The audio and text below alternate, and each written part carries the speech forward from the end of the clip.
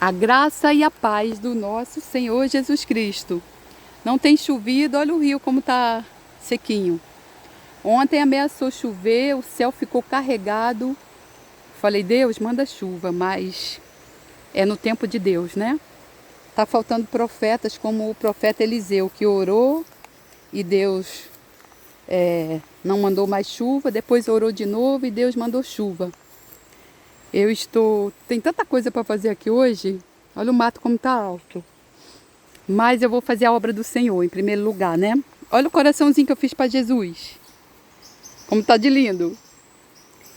E eu tô refazendo as plaquinhas. Eu tirei as plaquinhas que eu tinha botado aqui. Eu amo pintar isso aqui. Irmão, isso aqui é uma terapia. Você vai pintando e você vai meditando na palavra de Deus. E Deus vai falando com você tremendamente. Você pode fazer, sabe o quê? Você bota louvores. Aqueles louvores antigos. Lá na internet tem um site chamado Inário. São louvores antigos de pessoas de Deus mesmo. Você vai sentir uma paz tão grande no seu espírito que você chega a quase desmaiar. Olha como está ficando lindo. Eu fiz esse aqui. Ao maior pintor do mundo, toda honra e glória. Sabe onde eu vou colocar isso aqui? Lá em cima daquela pedra. Aquela pedra ali, quando o rio transborda, ela fica escondida. Mas aí eu vou prender com cimento, né, e pedra, vai ficar de lindo. E aí, eu vou deixar um ensino muito poderoso para você hoje sobre o ensino, aquilo que a gente alimenta o nosso espírito. Por exemplo, nós alimentamos o nosso espírito pela palavra de Deus, certo? Através dos olhos e pela palavra de Deus escutada, ouvida. Então, aquilo que você escuta, irmão, é muito importante. E o mais importante ainda é a fonte de onde vem aquele ensino.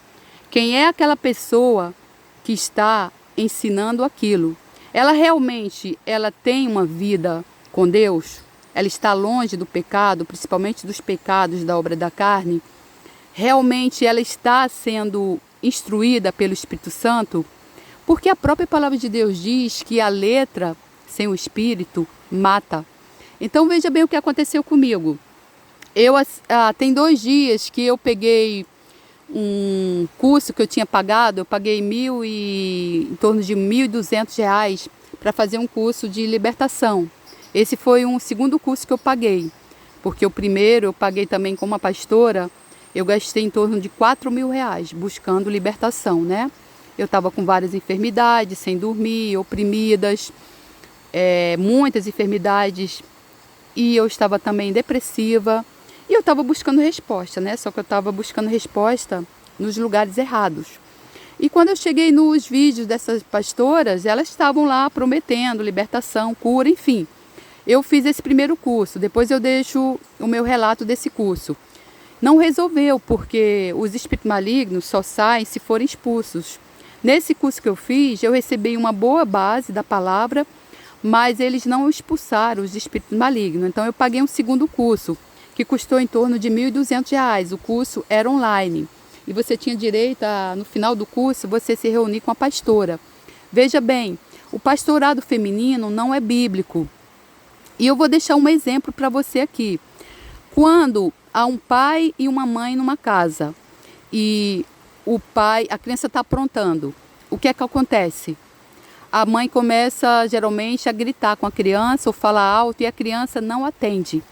E o que é que o pai faz com a criança e a criança logo atende? O pai apenas dá um olhar dela assim e a criança obedece na hora. Então veja bem, irmão, a questão da autoridade, como eu já falei para você. Nós precisamos estar congregando debaixo de uma autoridade. Esse homem deve ser um homem, além de ser um homem de Deus, ele não pode, irmão, admitir na congregação que ele está pastoras, porque ele está desobedecendo a lei de Deus. A lei de Deus, ela diz para a gente não acrescentar, não retirar nada em sua palavra. Agora em Eclesiastes tem um versículo muito poderoso de Salomão. Eu estou estudando Eclesiastes, que ele diz assim: tudo que Deus fez é bom e durará para sempre. E nós não devemos acrescentar nem retirar nada. Isso Deus fez para que nós pudéssemos temê-lo. Veja bem, se você tira coisas da palavra de Deus ou se você acrescenta, você não está temendo a Deus. E qual é o primeiro princípio do temor ao Senhor? É a sabedoria. Porque se você tem sabedoria, você vai ter temor pelo Senhor. Se você não tem temor ao Senhor, você não tem sabedoria.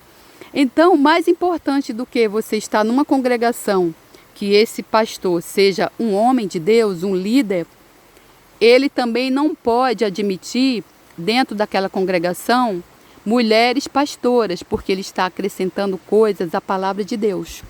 Então, veja bem, voltando à questão da autoridade, um dos princípios bíblicos mais importantes da palavra de Deus é a autoridade. A nossa autoridade maior vem de Deus, Jesus Cristo, depois dos pais. Por isso que os pais abençoavam os filhos com as mãos. E segundo, dos líderes das igrejas. Esse homem ele não pode admitir dentro da igreja dele mulheres pastoras, porque isso não tem na palavra de Deus. Quando ele fizer isso, ele vai atrair para aquela igreja ali uma regência, um espírito, uma potestade, um principado chamado Jezabel. Jezabel, se você não conhece, vou falar por alto. Jesus mesmo falou lá em Apocalipse, em uma das igrejas, elas estavam dominadas pelo espírito de Jezabel. O espírito de Jezabel, ela toma, aquele espírito maligno na pessoa, não é a pessoa. Ele toma o lugar do homem. Ele vai tomar a autoridade do homem dentro do lar, dentro da igreja.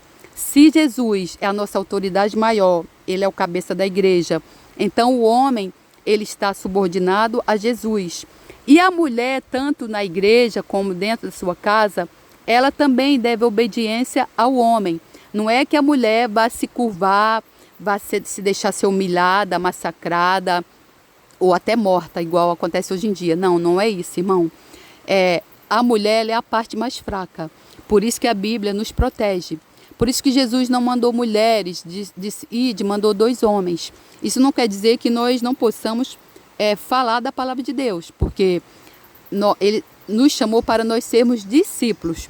Mas veja bem, na questão da autoridade, a mulher, quando ela se subordina contra a autoridade do marido, ela vai trazer um espírito ali para dentro da sua casa, uma regência chamada Jezabel.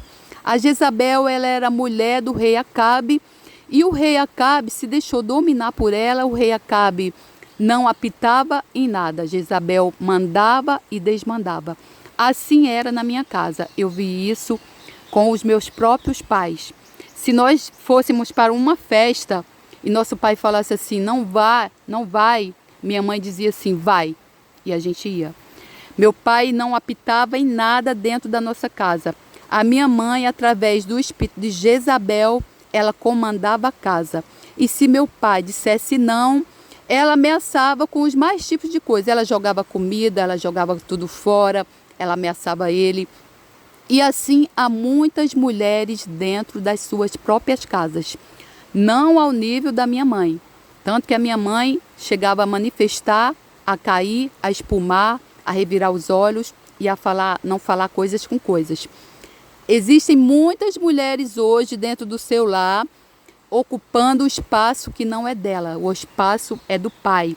A autoridade maior no lar é do pai. Então a mulher ela precisa ser sábia. Ela precisa ocupar o lugar dela. De quê? De ajudadora.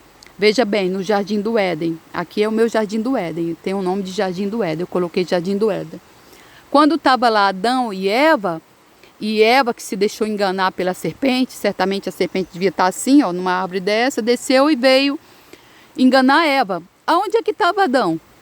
Adão não estava lá, Adão estava ausente. Hoje em dia acontece isso porque a mulher ela toma a frente aqui, eu tenho que tomar a frente de tudo, porque eu não tenho um homem aqui. Até Deus me mandar um homem, eu preciso tomar a frente de tudo. Já tive que me aborrecer aqui com 4 irmãos. 4 irmãos não, porque irmãos é só quando você se converte ao evangelho, você pode chamar irmão de irmão. Porque até então a pessoa ainda não é irmão. A pessoa é filho do maligno. Quando você está no mundo, você ainda não é filho de Deus. Você é filho do maligno. Leia a Bíblia que você vai descobrir. Porque eles queriam alterar aquele marco ali. E depois que eu comprei o terreno, eu descobri que essa parte ali, meu terreno, na verdade, ia até ali. Então eu já tive que enfrentar 4 pessoas aqui por causa do problema da inveja. Mas a inveja não é deles. Você se deixa usar pelo maligno para invejar o que é dos outros, né? Então eu tive que enfrentar e resolver. Eu tive que fazer o papel de marido. Mas se eu tivesse um marido, hoje, com o conhecimento que eu tenho da palavra, eu não ia nem me meter nisso. Seria o marido a resolver isso. Porque Deus, quando nos criou, Ele nos criou como ajudadoras, auxiliadoras. Assim era Eva. E no momento que ela se meteu a ser uma líder de um lugar, o que ela deveria ter feito quando Satanás chegou disfarçado de serpente? Olha, meu marido não está em casa, volta depois. Né? O meu marido saiu para caçar, volta depois. Não, ela foi dar conversa a Satanás. E assim, eles pecaram e o pecado entrou aqui. E Satanás tomou as chaves, não só do jardim do Éden, mas do mundo. E começou a dominar.